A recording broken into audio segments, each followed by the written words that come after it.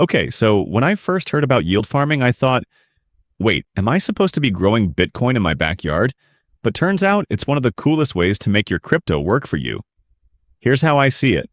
Imagine you have some extra crypto just sitting there. Instead of doing nothing, you lend it to a DeFi platform, kind of like a bank, but way cooler. When people trade or borrow from this pool, they pay fees, and guess what?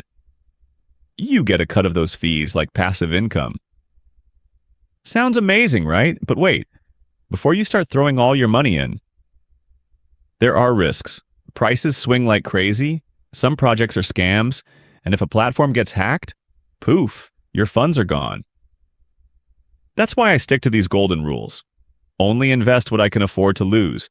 Use legit platforms like Aave or Uniswap. Take profits along the way.